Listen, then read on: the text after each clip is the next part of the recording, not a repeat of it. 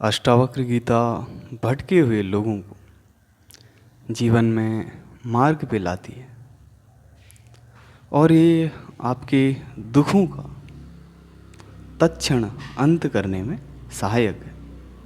और ये गीता आपकी सीधी सीधी समस्याओं का सीधा सीधा हल प्रस्तुत करती है। अष्टावक्र जिनका शरीर 8 स्थानों से विकृत था, लेकिन शरीर में इतनी सारी विकृतियां होने के बावजूद उन्होंने ज्ञान का ऐसा शिखर प्रस्तुत किया, एक ऐसा संग्रह प्रस्तुत किया जो कि बहुत ही महत्वपूर्ण है। और उनके जीवन का ये प्रयास एक प्रकार से बहुत ही सुंदर और अद्भुत प्रेरणा का स्रोत है और सिखाता है कि किस प्रकार से जीवन में बाधाओं के होने के बावजूद भी, समस्याओं के होने के बावजूद भी आपको अपने मार्ग में निरंतर रूप से चलना चाहिए। तो जीवन में इतना सारा दुख है, कष्ट है, इतनी सारी समस्याएं हैं, उलझनें, तो क्या कारण है इस सब दुख का? इस सब दुख का एक ही कारण बताया गया है और वो है आसक्ति, लगाव। इन सब से लगाव का होना, चाहे वो व्यक्ति हो या कोई भी वस्तु हो। और ये लगाव भावनात्मक या मानसिक हो सकता है, जैसा कि व्यक्ति अपने साथ कोई भी चीज़ें लेकर पैदा नहीं होता है, लेकिन अगर वो चीज़ों के साथ किसी प्रकार से जुड़ा रहता है, आसक्त रहता है, तो फिर उनके कारण वो दुख पाता है।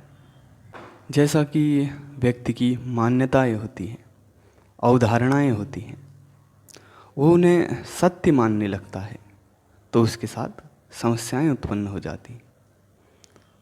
इसलिए किसी भी व्यक्ति को अपनी मान्यताओं को या अवधारणाओं को सत्य नहीं मान लेना चाहिए, क्योंकि किसी चीज़ को अगर आप मानते हैं तो आपको ये हमेशा याद रखना चाहिए कि आपने वो मानी हुई है, वो आपकी मान्यता है या अवधारणा है।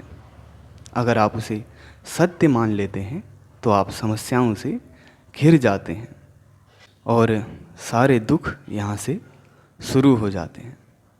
इसलिए अष्टावक्र सभी मान्यताओं को और अवधारणाओं को त्यागने को कहते हैं, विरक्ति के लिए प्रेरित करते हैं, ताकि आप उनसे आसक्त होकर सत्य से वंचित ना रहें और अपने जीवन में व्यर्थ के झंझटों से दूर रहें और आपकी दुखों से मुक्ति हो। और अष्टावक्र कहते हैं कि अहम भाव मिथ्या है, क्योंकि उसमें भावनाओं की और अवधारणाओं की चादर है या वो इनके आवरण से ढकी हुई है, उसमें पर्दे हैं।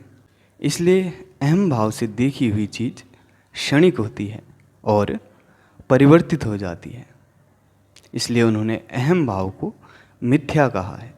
और इसी कारण वे कहते हैं कि ये दुनिया जैसी दिखती है वैसी है नहीं, ये समय के साथ बदलती रहती है।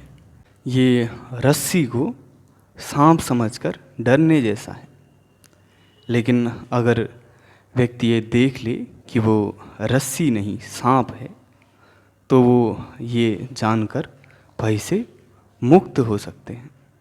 जिस प्रकार कपड़े को नज़दीक से देखने पे रस्सियाँ नज़र आती हैं, उसी प्रकार से स्वयं पे ध्यान देने से हम चेतना को महसूस कर सकते हैं। अष्टावक्र गीता हमें साक्षी भाव में रहने को कहती है और ये बिना आसक्ति की बेड़ियों के, भावनाओं और मान्यताओं के पर्दों को हटाकर दुनिया को और घटनाओं को देखना है। और कहती है कि तुम चैतन्य स्वरूप हो, चेतना का अपना रूप हो, जो कि आसमान की तरह है। इसमें मौसमों की तरह परिवर्तन आते रहते हैं, कभी सुख, कभी दुख, कभी उतार, कभी चढ़ाव। और ऋतुओं की तरह परिस्थितियाँ बदलती रहती हैं, चाहे कितना ही दुख हो या सुख हो, चीज़ें स्थायी नहीं।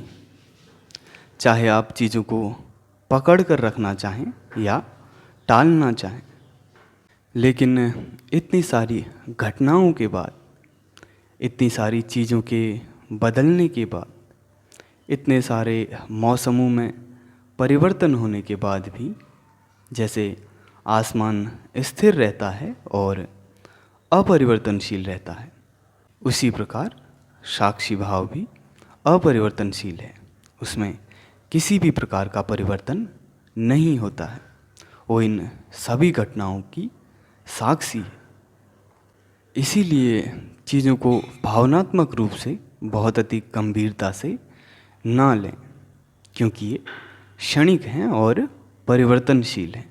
और इन्हें गंभीरता से लेकर मनोविकारों से घिरने से बचें और स्पष्ट रूप से चीज़ें देखनी हो तो आसक्ति का त्याग करें।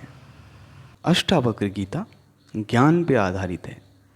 यह आपको ज्ञान प्राप्ति के लिए प्रेरित करती है और कहती है कि जैसे जैसे आपको ज्ञान प्राप्त होगा, आप वैसे वैसे दुखों से, अपनी आसक्ति से मुक्त होते जाएंगे।